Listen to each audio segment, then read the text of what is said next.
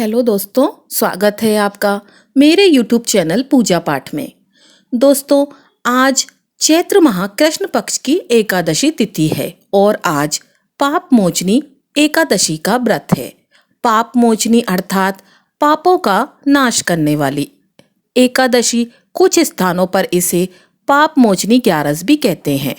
पद्म पुराण के अनुसार जो मनुष्य इस एकादशी का व्रत करता है और इनकी कथाओं को सुनता है, उनके जाने अनजाने में किए गए सभी पाप नष्ट हो जाते हैं। व्यक्ति के सभी प्रकार की मनोकामनाएं पूरी होती हैं। सहस्त्र गोदान के समान पुण्य फल की प्राप्ति होती है। साधक को इस जन्म के साथ साथ पिछले जन्मों के पापों से भी मुक्ति मिल जाती है। इस दिन भगवान विष्णु के श्री हरि रूप की पूजा की जाती है। ज्योतिष के अनुसार इस पाप मोचनी एकादशी पर साधु योग, शुभ योग और सिद्ध योग का दुर्बल संयोग बन रहा है। ऐसे शुभ योग में व्रत करना और भी कल्याणकारी होगा। भागवत पुराण में श्री कृष्ण भगवान ने अर्जुन से कहा था कि इस व्रत को करने तथा इस व्रत कथा को सुनने मात्र से ही घर में सुख, शांति, समृद्धि, खुशहाली आती है। व्यक्ति के बड़े से बड़े पापों का नाश होता है। इस पवित्र कथा का आधे पर ही त्याग करने वाले मनुष्य घोर नरक में जाते हैं। इस व्रत कथा को सुने बिना एकादशी का व्रत अधूरा होता है। तो आज मैं सुना रही हूँ पाप मोचनी एकादशी की बड़ी ही दुर्लभ और पौराणिक कथा। आइए भक्तों, भगवान श्री लक्ष्मी नारायण जी के चरण कमलों का ध्यान करते हुए कथा का रसपान करते हैं। एक बार नारद जी ने परम पिता ब्रह्मा जी से पूछा, हे पिताश्री, मैंने भगवान श्री विष्णु के श्री मुख से अनेकों एकादशियों का महत्व सुना है। आप कृपया करके यह बताइए कि चैत्र माह के कृष्ण पक्ष की एकादशी का क्या नाम है, इसकी कथा क्या है तथा मनुष्य किस प्रकार बड़ी ही सरलता से अपने पापों से मुक्त हो सके, ऐसा कुछ उपाय बताइए। तब भगवान ब्रह्मा जी ने कहा, ज्ञानी नारद, एक बार अर्जुन ने भी भगवान श्री कृष्ण से यही प्रश्न किया था जो आज तुमने मुझसे किया है। चैत्र माह के कृष्ण पक्षी एकादशी का नाम पाप मोचनी एकादशी है। उसके व्रत के प्रभाव से मनुष्यों के अनेक पाप नष्ट हो जाते हैं। मैं तुम्हें इस व्रत की कथा सुनाता हूँ, ध्यानपूर्वक श्रवण करो। प्राचीन समय में चैत्र रथ नामक एक वन था। उसमें अप्सराएं किन्नरों के साथ विहार किया करती थीं। वहां सदैव बसंत का मौसम रहता था, अर्थात उस जगह सदा नाना प्रकार के पुष्प खिले रहते थे। सभी गंधर्व कन्याएं विहार करने आती थीं और वहां पर देवराज इंद्र भी अप्सराओं के साथ और देवताओं के साथ क्रीड़ा किया करते थे। उसी वन में मेधावी नाम के एक ऋषि भी तपस्या में लीन रहते थे। वे बड़े ही शिव भक्त थे। एक दिन मेधावी ऋषि को कठोर तपस्या करते देखकर इंद्र भयभीत हो गए। उन्होंने सोचा, कहीं मेधावी ऋषि अपने तप से उनका सिंहासन ना छीन ले। इसके कारण इंद्र ने मंजू घोषा नामक अप्सरा तथा कामदेव को उनकी तपस्या भंग करने के लिए भेजा। मंजू घोषा नाम की एक अप्सरा ने उनको मोहित कर उनकी निकटता का लाभ उठाने की चेष्टा की। इसलिए वह कुछ दूरी पर बैठकर बीड़ा बजाकर मधुर स्वर में गाने लगी। उसी समय शिव भक्त महर्षि मेधावी को कामदेव भी जीतने का प्रयास करने लगे। कामदेव ने उस सुंदर अप्सरा के भव का धनुष बनाया, कटाक्ष को उनकी प्रत्यंचा पर चढ़ाया और उसके नेत्र को मंजू घोषा अप्सरा का सेनापति बनाया। इस तरह कामदेव अपने शत्रु भक्त को जीतने को तैयार हुआ। उस समय महर्षि मेधावी भी युवा अवस्था में थे और काफी रिष्ट पृष्ठ थे। उन्होंने यज्ञोपवित्र तथा दंड धारण कर रखा था। वे दूसरे कामदेव के समान प्रतीत हो रहे थे। उस मुनि को देखकर कामदेव के वश में हुई मंजू घोषा ने धीरे धीरे मधुर वाणी से वीणा का गायन शुरू किया। तो महर्षि मेधावी भी मंजू घोषा के मधुर गाने पर तथा उसके सौंदर्य पर मोहित हो गए। वह अप्सरा मेधावी ऋषि को कामदेव से पीड़ित जानकर उनसे आलिंगन करने लगी। महर्षि मेधावी उसके सौंदर्य पर मोहित होकर शिव रहस्य को भूल गए और काम के वशीभूत होकर उसके साथ रमण करने लगे। कामदेव के वशीभूत होने के कारण मुनि को उस समय दिन रात का कुछ भी ज्ञात न रहा और काफी समय तक वे रमण करते रहे।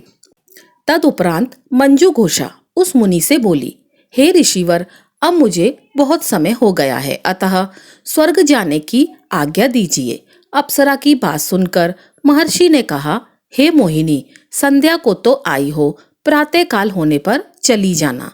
ऋषि के ऐसे वचनों को सुनकर अप्सरा उनके साथ रमण करने लगी। इसी प्रकार दोनों ने साथ साथ बहुत समय बिताया। मंजू घोषा ने एक दिन फिर से ऋषि से कहा, हे विप्र, आप मुझे स्वर्ग जाने की आज्ञा दीजिए। मुनि ने इस बार भी कहा, हे रूपवती, अभी ज्यादा समय व्यतीत नहीं हुआ है, कुछ समय और ठहरो। मुनि की बात सुनकर अप्सरा ने कहा, हे ऋषिवर, आपकी रात तो बहुत लंबी है, आप स्वयं ही सोचिए कि मुझे आपके पास आए कितना समय हो गया, अब और ज्यादा समय तक ठहरना क्या उचित है?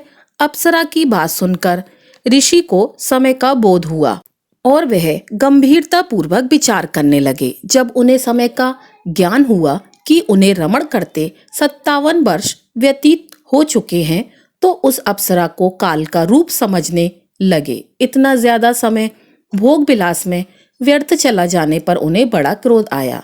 अब वह भयंकर क्रोध में जलते हुए उस तपनाशक करने वाली अप्सरा की तरफ भ्रुकुटी तान कर देखने लगे। क्रोध से उनके अधर कांपने लगे और इंद्रियां बेकाबू होने लगीं। क्रोध से थरथरा स्वर में मुनि ने उस अप्सरा से कहा, मेरे तप को नष्ट करने वाली दुष्टा, तू महापापिनी है और बहुत ही दुराचारी है। तुझ पर धिक्कार है, अब तू मेरे श्राप से पिशाचिनी बन जा। मुनि के क्रोध युक्त श्राप से वह अप्सरा पिशाचिनी बन गई।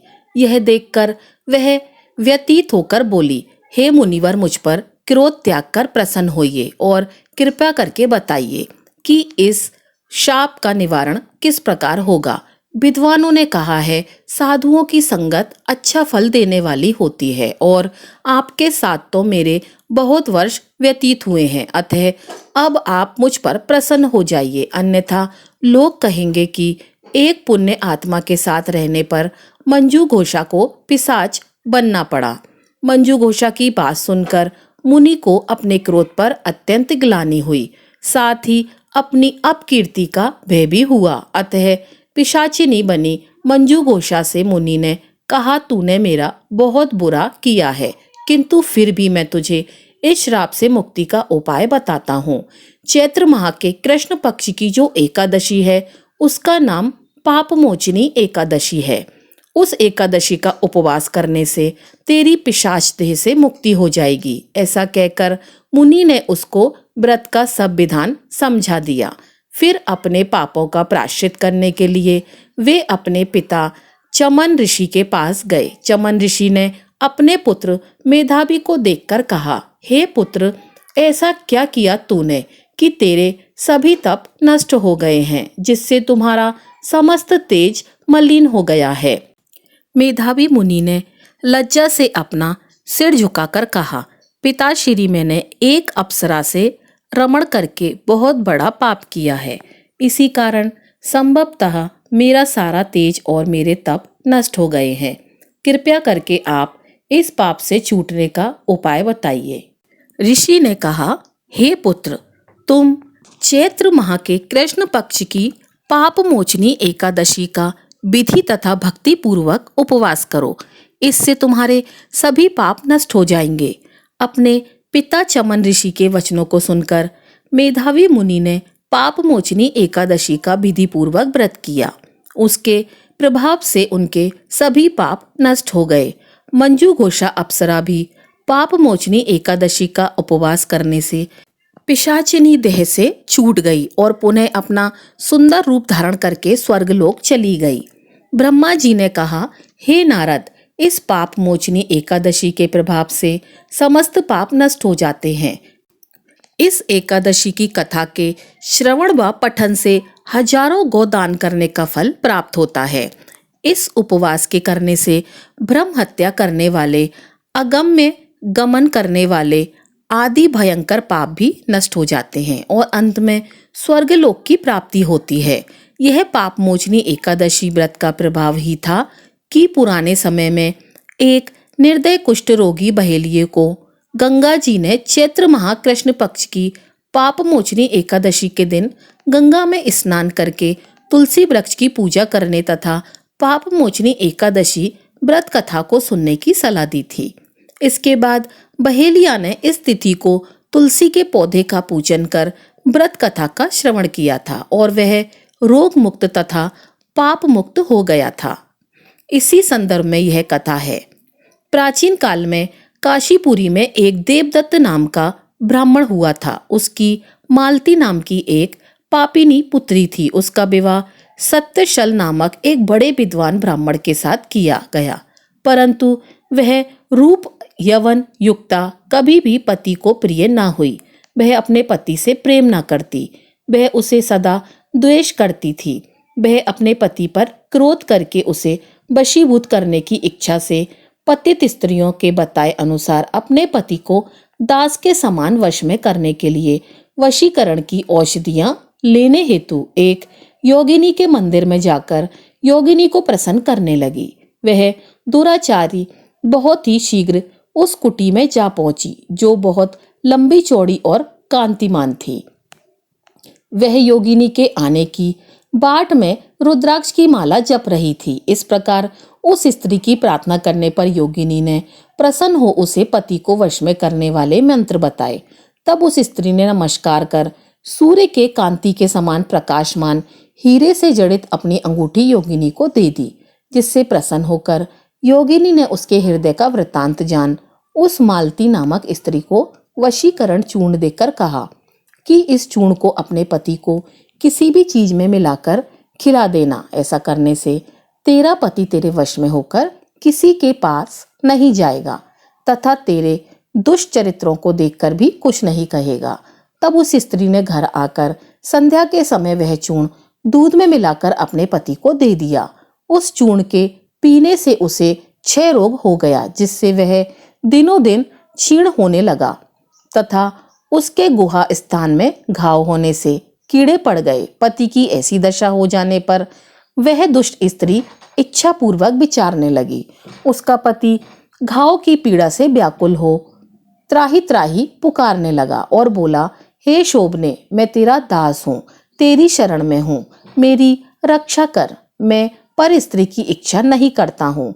हे नारद, अपने पति की ऐसी बात सुनकर वह घबरा गई और पति के जीवन से मेरा सुहाग ना रहे ऐसा विचार कर योगिनी के पास आकर फिर गई और उससे सब बातें कहीं। तब उसने पहली औषधि को शांत करने के लिए दूसरी औषधि दी। उसका सेवन करते ही उसके पति का रोग ठीक हो गया। वह सदैव घर में ही रहता था और उसके वश में भी हो गया था। तब उसके स्त्री के पास सभी जातियों के व्यभिचारी मनुष्य घर के काम के बहाने से आने लगे। उस पाप के कारण उसके शरीर में भयानक प्राणनाशक फोड़े पड़ गए, जिन्होंने उसकी नाक, जुवा और दोनों कान में छेद कर दिए। उसके स्तन कट गए तथा उंगलियों की ठो बंध गई। वह कुष्ठ रोगी हो गई। अंत में वह देख देख कर नरक में चली गई। 15 सहस्र वर्ष तक ताम्रभाड़ नाम के नरक में जलते रहने के बाद वह 100 जन्म तक बार बार कुत्ते की योनि में पड़कर घर घर घूमती रही। फिर सौराष्ट्र देश में पद्मबंधु नामक ब्राह्मण की दासी के घर कुतिया बनी। उसके कान टूटे फूटे और पूंछ खिन्न भिन्न तथा मस्तक में कीड़े पड़े हुए थे। इस प्रकार उस जन्म में भी वह अनेक कलेश को सहन करती रही। देव योग से जब कर्म फल पूरा हो गया तो चैत्र माह के कृष्ण पक्ष की पाप मोचनी एकादशी के दिन पद्मबंधु नाम का पुत्र नदी में स्नान करके पवित्र हो गीले वस्त्रों से घर आया। वहां तुल उस स्तंभ के पास उसने अपने चरण धोए। उसी स्तंभ के नीचे वह कुतिया भी सो रही थी। सूर्योदय के पहले वह कुतिया उस चरणों के धोए जल में लौट गई, जिससे उसके सभी अशुभ कर्म तत्काल नष्ट हो गए और पूर्व जन्म की याद भी आ गई। तब वह अपने पूर्व जन्म के किए कर्मों को सोच सोचकर ताप से व्याकुल हो त्राही त्राही करने लगी और भय से व्याकुल हो उस मुनि पुत्र से अपने पूर्व जन्म के लिए कर्मों की ताम्रभाड़ नामक नर्क में पड़ने की और 100 जन्मों तक कुतिया की योनि में रहकर कष्ट भोगने की कथा का वर्णन करते हुए कहने लगी कि हे ब्राह्मण पुत्र, अब मैं तुम्हारे सम्मुख खड़ी हूँ। हे ब्राह्मण, मैं बड़ी दुराचारी और खोटी हूँ, इसलिए चैत्र माह के कृष्ण पक्ष की पाप मोचनी एकादशी के दिन तुलसी की छांव में तथा आपके चरणों के धोवन से मुझे अपने पूर्व जन्मों की याद आ गई। अतः आप अपने पुण्य को मुझे देकर मेरा उद्धार करो।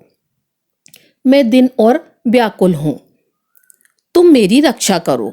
मैं आपको नमस्कार करती हूँ। ऐसा वचन सुनकर वह मुनि पुत्र कुतिया से बोला, हे कुतिया, अपने किए हुए कर्मों के सुख दुख रूपी फलों को प्राणी भोगते हैं, तू दुराचार क्षुद्र क्या करेगी। मुनि पुत्र के ऐसे कहने पर कुतिया अत्यंत दुखी होकर चित्कार करने लगी और उसके पिता से कहने लगी, हे पद्म बंधो, मैं तुम्हारे द्वार पर पड़ी हूँ, कुतिया हूँ, मैं तुम्हारे द्वारा दी गई रोटी को नित्य खाती हूँ, तुम मेरी रक्षा करो। गृहस्थ महात्माओं के घर पर जो पड़े रहते हैं उनका उद्धार करना उनका आवश्यक कर्तव्य है। ऐसा ना करने से वे भगवान के कोप से अपने सर्वस्व को नष्ट कर अंत में नरकगामी होते हैं। ऐसा वेद वेदांत का मत है। यह कर्म करता है, तुम दयालु हो, अतः मुझ दुष्ट बुद्धि का उद्धार करो। दुखी कुतिया के ऐसे वाक्य सुनकर पद्म बंधु शीघ्र ही घर से बाहर आए और कुतिया से पूछने लगे, क्या बात है। तब वहां पर खड़े हुए मुनि पुत्र ने सब कथा का वर्णन किया। अपने पुत्र के वचन सुनकर वे विस्मय होकर बोले, मेरा पुत्र होकर भी तूने यह क्या किया। हे पुत्र, साधुओं को ऐसे वाक्य कहना अनुचित है।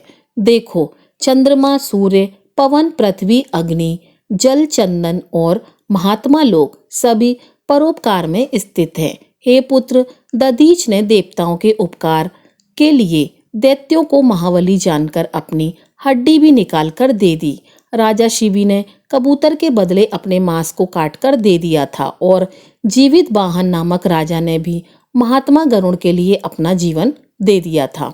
विद्वान ब्राह्मण तो सदा दया करते हैं, जैसे मेघ शुभ तथा अशुभ दोनों ही जगहों पर बराबर पानी बरसाता है तथा चंद्रमा चांडाल के घर में भी प्रकाश करता है, उसी प्रकार बार बार प्रार्थना करती हुई इस कुतिया के दुख को मैं अपने पुण्य के प्रभाव से दूर करूंगा। हे नारद, इस प्रकार पुत्र को समझाकर स्वयं पद्म बंधु ने कुतिया से कहा, हे कुतिया, मैं तेरे निमित्त एकादशी के दिन किया हुआ पुण्य तुम्हें देता हूँ। तू अब अपने सब पापों से छूटकर विष्णु लोक को जा।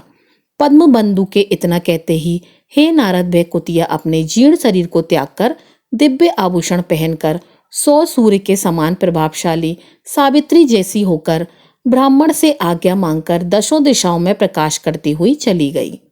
फिर स्वर्ग में अनेक प्रकार के महाभोगों को भोगकर नर नारायण भगवान के अनुग्रह से चैत्र कृष्ण एकादशी के प्रभाव से उर्वशी नामक श्रेष्ठ अंगों वाली देवताओं की प्रिय अप्सरा बने, जिसे योगी जन योग द्वारा प्राप्त करते हैं। ऐसे इस महान कथा को सुनने से सभी भक्तों का कल्याण होता है तथा उनका यश दिनों दिन बढ़ता है। तो एक बार प्रेम से बोलिए, श्री शालिग्राम भगवान की जय हो। ओम नमो भगवते वासुदेवाय नमः। तो प्रिय भक्तगणों, अब हम श्रवण करेंगे एकादशी के दिन सुनी जाने वाली एकादशी माता की कथा। यह कथा सुने बिना व्रत कथा अधूरी मानी जाती है, तो इसे पूरा अवश्य सुनिए। एक बार एक बूढ़ी माँ ने एकादशी का व्रत रखा, बड़ा ही भाव भक्ति से पूजा अर्चना की। उन्हें वृद्धावस्था में क्या बाधा थी, वह तो अपने पुत्र पौत्रों की सुख सुविधाओं के लिए व्रत किया करती थीं। वे दिन भर तो जरा कठोर मन करके अपनी प्यास को रोके रहीं और दिन में ब्राह्मणों को मिट्टी के पात्र में भरकर पानी और ऋतुफल दान दिए। दोना भर भर के चीनी और दही वितरण किया। उन्हें गर्मी के कारण बहुत बेचैनी हो रही थी, इस कारण वे बहुत देर तक पानी में पड़ी रहीं, मुंह धोती रहीं। तब कहीं थोड़ा बहुत धैर्य बंधा पाया। धूप तो तेज पड़ रही थी, इसी कारण बार बार मुंह सूख रहा था, बहुत बेचैनी हो रही थी। एक तो बुढ़ापा और दूसरा यह भयंकर गर्मी। वृद्धावस्था की स्थिति तो कुछ दूसरे ही प्रकार की होती है। जैसे तैसे रो धो कर के दिन कट पाया। अब पहाड़ सी रात सामने थी। उनका कटना बड़ा ही कठिन दिखाई दे रहा था।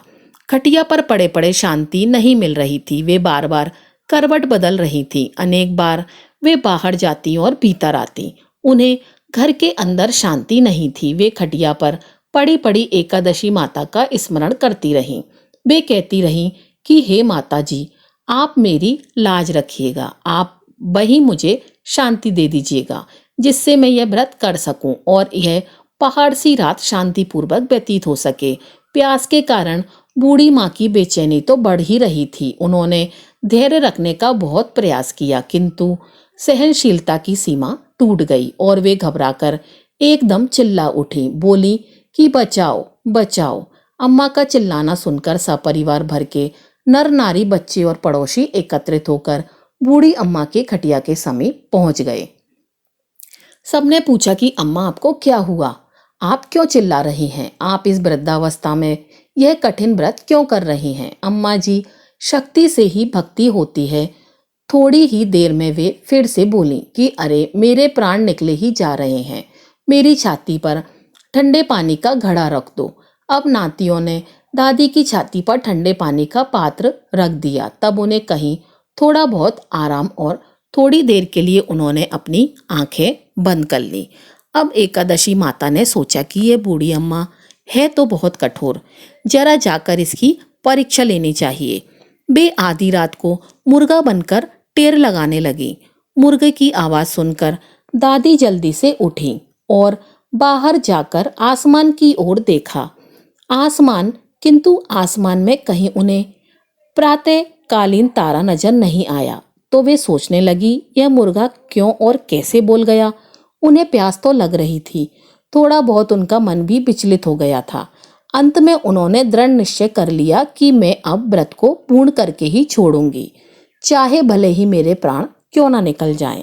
यह सोचकर फिर वे खटिया पर शिथिल होकर लेट गईं। थोड़ी देर में एकादशी माता ने उनकी फिर से परीक्षा लेनी चाहिए। एक छोटी सी बालिका एक गिलास में शरबत लेकर उनके सिराने आकर खड़ी हो गई और जोर से बोली, दादी जी, सबेरा हो गया है, आप हाथ मुंह धोकर शरबत पी लीजिए।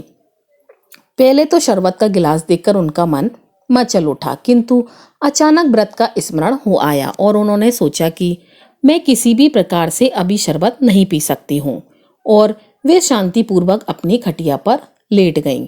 फिर थोड़ी ही देर में उन्हें ऐसा लगा जैसे किसी ने उन्हें पानी के कुएं में पटक दिया हो। वे बड़ी देर तक हाथ पैर चलाती रहीं, किंतु उन्होंने अपने मुंह में एक बूंद भी पानी जाने नहीं दिया। वे दृढ़ता पूर्वक अपना व्रत पालन करती रहीं। थोड़ी देर में न जाने कहां से सामने आग जलने लगी, जिससे भारी गर्मी बढ़ने लगी। प्यास के कारण प्राण निकलने लगे, किंतु बूढ़ी अम्मा का कुछ भी नहीं बिगड़ पाया। वे जहां की तहां मुस्कुराती हुई बैठी रहीं। थोड़ी ही देर में बाहर प्रकाश दिखाई देने लगा। ऐसा लगा जैसे सवेरा हो गया हो। बूढ़ी अम्मा ने जब बाहर निकलकर देखा तो समझ गईं, अभी सवेरा होने में 3-4 घंटे की देरी है। यह जानकर वे शांतिपूर्वक इधर उधर घूमने लगी। फिर एकादशी माता यह बात अच्छी तरह से जान गईं कि यह बूढ़ी अम्मा किसी भी प्रकार से अपने व्रत से नहीं टल सकती है। वे उनके सत्य व्रत को अच्छी तरह से समझ गईं। अब सवेरा होते ही बूढ़ी माता ने स्नान किया, भगवान का पूजन पाठ किया, एकादशी की कथा सुनी, ब्राह्मणों को दक्षिणा देकर भोजन कराया। तब कहीं उन्होंने व्रत का पारण करके जल ग्रहण किया। कन्याओं को भोज कराने के बाद अम्मा ने स्वयं भोजन किया। उस श्रेष्ठ व्रत के प्रभाव से बूढ़ी अम्मा की आयु में वृद्धि हो गई। उनका घर परिवार हरा भरा हो गया। अब उनको कोई अभाव ना रहा। वे हर तरह से सुख साधनों से संपन्न हो गईं। नाती नातिन से उनका घर भर गया और वे उसी दिन से 12 महीने की एकादशी का व्रत करने लगी। एकादशी माता के व्रत के प्रताप से इस संसार में हर प्रकार के सुख भोग कर अंत में वे बैकुंठ धाम को चली गईं। जैसे एकादशी माता ने बूढ़ी माता और उनके परिवार को हरा भरा किया। ऐसे ही एकादशी माता हम सभी की मनोकामनाओं को पूर्ण करें। बोलिए श्री लक्ष्मी नारायण भगवान जी की जय। तो प्रिय भक्तों, अब आइए बड़ी ही श्रद्धा और प्रसन्न चित मन से इस मनोकामना को पूर्ण करने वाली राधा रानी की सच्ची कथा का श्रवण करते हैं। एक संत बरसाना में रहते थे और हर रोज सुबह उठकर यमुना नदी में स्नान करके राधा जी के दर्शन करने जाया करते थे। यह नियम हर रोज का था। जब तक राधा रानी के दर्शन नहीं कर लेते तब तक जल भी ग्रहण नहीं करते थे। दर्शन करते करते तकरीबन उनकी उम्र 80 वर्ष की हो गई। आज सुबह उठकर रोज की तरह उठे और यमुना जी में स्नान किया और राधा रानी के दर्शन को गए। मंदिर के पट खुले और राधा रानी के दर्शन करने लगे। दर्शन करते करते संत के मन में भाव आया कि मुझे राधा रानी के दर्शन करते करते आज 80 वर्ष हो गए, लेकिन मैंने आज तक राधा रानी को कोई भी वस्त्र नहीं चढ़ाए। लोग राधा रानी के लिए कोई नारियल लाता है, कोई चुनरी लाता है, कोई चूड़ी लाता है, कोई बिंदी लाता है, कोई साड़ी लाता है, कोई लहंगा चुनरी लाता है, लेकिन मैंने तो आज तक कुछ भी नहीं चढ़ाया है। यह विचार संत जी के मन में आया कि जब सभी मेरी राधा रानी के लिए कुछ ना कुछ लाते हैं तो मैं भी अपनी राधा रानी के लिए कुछ ना कुछ लेकर जरूर आऊंगा। लेकिन क्या लाऊं जिससे मेरी राधा रानी खुश हो जाएं? तो संत जी यह सोचकर अपनी कुटिया में आ गए। सारी रात सोचते सोचते सुबह हो गई। उठकर स्नान किया और आज अपनी कुटिया में ही राधा रानी के दर्शन पूजन किए। दर्शन के बाद बाजार में जाकर सबसे सुंदर वाला लहंगा चुनरी का कपड़ा लिया और अपनी कुटिया में आकर के अपने ही हाथों से लहंगा चुनरी को सिला और सुंदर से सुंदर लहंगा चुनरी में गोटे लगाए।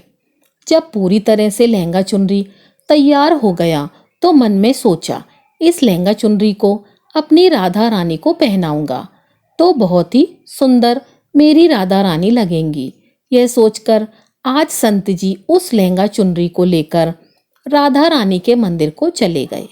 मंदिर की सीढ़ियां चढ़ने लगे और अपने मन में सोच रहे हैं, आज मेरे हाथों के बनाए हुए लहंगा चुनरी राधा रानी को पहनाऊंगा तो मेरी लाडली बहुत सुंदर लगेगी।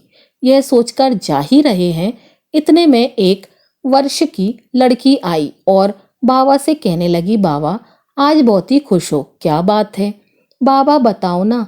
तो बाबा ने कहा, लाली आज मैं बहुत खुश हूँ। आज मैं अपने हाथों से राधा रानी के लिए लहंगा चुनरी बनाया है। इस लहंगा चुनरी को राधा रानी जी को पहनाऊंगा जिससे मेरी राधा रानी बहुत सुंदर दिखेंगी। उस लाली ने कहा, बाबा मुझे भी दिखाओ ना, आपने लहंगा चुनरी कैसे बनाई है।